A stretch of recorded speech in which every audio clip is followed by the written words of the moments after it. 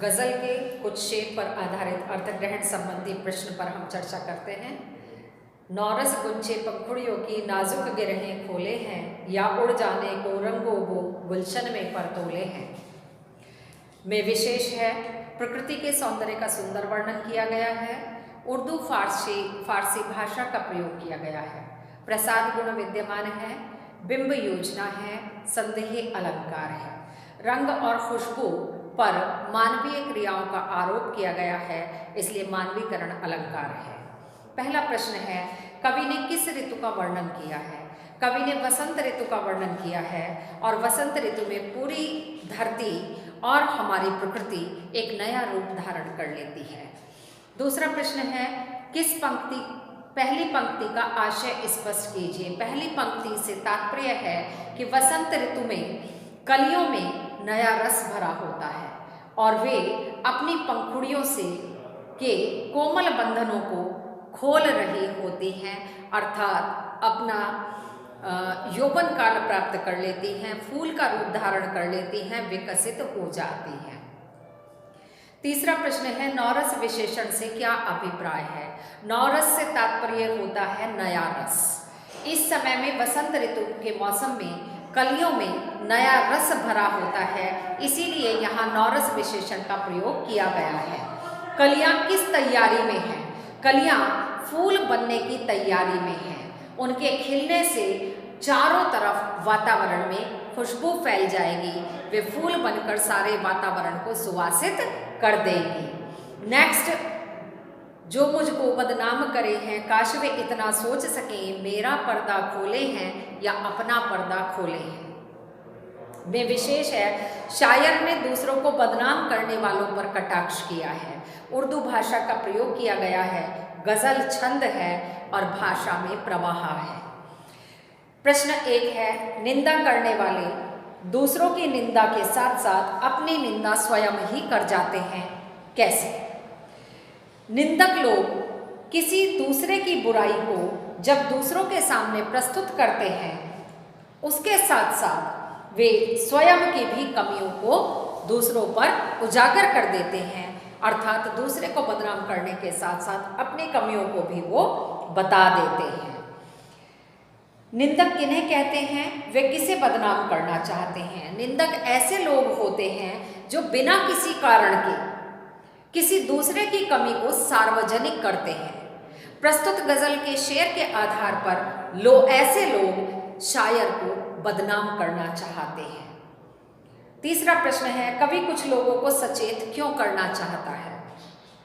कवि निंदक लोगों को सचेत इसलिए करना चाहता है क्योंकि वे लोग यदि कवि को बदनाम करना चाहते हैं तो साथ साथ उन्हें यह बात भी समझनी होगी कि वे कवि को बदनाम करने के साथ साथ अपनी कमियों को, अपनी दुर्बलताओं को, अपनी कमजोरियों को भी लोगों पर उजागर कर रहे हैं। और अंतिम प्रश्न है, मेरा पर्दा खोले है का आशय स्पष्ट कीजिए। मेरा पर्दा खोले है का अर्थ है कि कवि के विरोधी उसकी कमियों को समाज के सामने प्रस्तुत करते हैं ताकि उसकी बदनामी चारों तरफ फैल जाए और वह आगे उन्नति ना कर सके।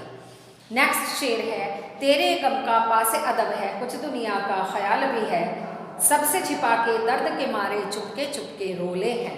में विशेष है, कवि ने विरह भावना का प्रभावी चित्रण किया है। उर्दू मिश्रित हिंदी भाषा का प्रयोग किया गया है। चुपके चुपके में पुनरुक्ति प्रकाश अलंकार विद्यमान है। गजल छंद है, वियोग श्रृंगार रस है। पहला प्रश्न है, तेरे गम का पासे अदब है का भाव स्पष्ट कीजिए। तेरे गम का पासे अदब है का भावार्थ है कि कवि के मन में अपने प्रिय की विरह वेदना के प्रति पूर्ण सम्मान का भाव है, वह उसे सार्वजनिक नहीं करना चाहता है। कवि को किसका ख्याल है और क्यों? कवि को सांसारिकता का ख्याल है क्योंकि वह एक सामाजिक प्राणी है और अपने प्रेम को बदनाम होने से बचाना चाहता है। नेक्स्ट क्वेश्चन है, कवि चुपके चुपके क्यों रोता है? कवि अपने प्रेम को दुनिया के लिए मजाक या उपहास नहीं बनाना चाहता, ऐसा विषय नहीं बनाना चाहता कि लोग उसका उपहास करें। इसीलिए इसी कारण से वह अकेले में चुपचाप रो लेता है। अंतिम प्रश्न है, कवि की मनोदशा कैसी है? कवि विरह से पीड़ित है, उसे संसार की प्रवृत्ति से भी भय लगता है। वह अपने वियोग को चुपचाप बर्दाश्त करता रहता है, सहन करता रहता है, ताकि उसकी और उसकी प्रेमिका की बदनामी न हो। आबो ताब अशआर न पूछो, तुम भी आंखें रखे हो, ये जगमग बैतों की दमक है या हम मोती रोले हैं में विशेष है। कवि ने विरह को काव्य के सृजन का आधार माना है। ठीक इसी प्रकार बच्चन जी की जो पहली हमारी कविता है आत्मपरिचय, उसमें भी लिखा है उन्होंने, मैं रोया इसको तुम कहते हो गाना, मैं फूट पड़ा तुम कहते छंद बनाना। नेक्स्ट, मोती रोले विरह को व्यक्त करता है। आंखें रखना मुहावरे का सुंदर प्रयोग किया गया है। उर्दू की कठिन शब्दावली का प्रयोग किया गया है।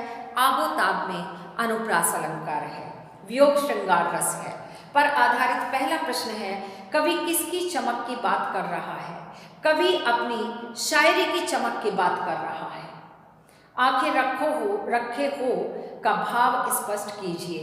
आंखें रखे हो का भाव है यानी हमें अपने जीवन में किसी भी बात के लिए अपनी विवेकशीलता का परिचय देना चाहिए।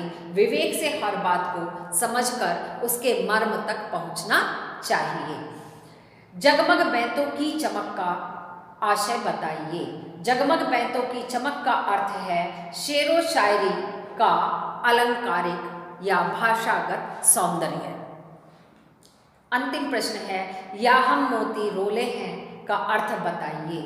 कवि के अनुसार उनकी कविता में विरह की वेदना प्रकट की गई है, उसी के लिए कवि ने इन शब्दों का प्रयोग किया है, मोती रोले हैं।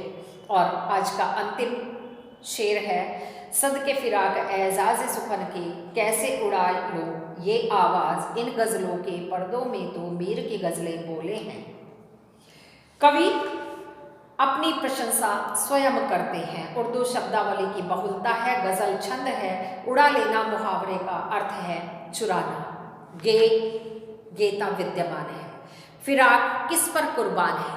फिराक अपनी शायरी पर कुर्बान है, उसे अपनी शायरी बहुत पसंद है। फिराक की शायरी किससे प्रभावित है?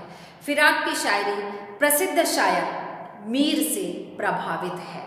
कवि के प्रशंसकों ने क्या प्रतिक्रिया जताई?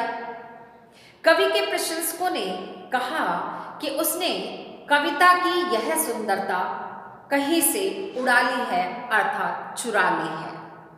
इशारा मीर की तरफ है। मीर की गज़लें बोले हैं का भाव समझाइए।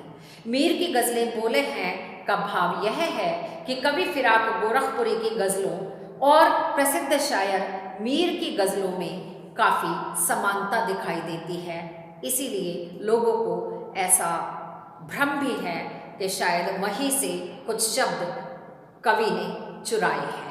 आज के अंक में यहीं तक, शेष अगले अंक में अगले विषय के साथ मैं आपके समक्ष आऊँगी। धन्यवाद।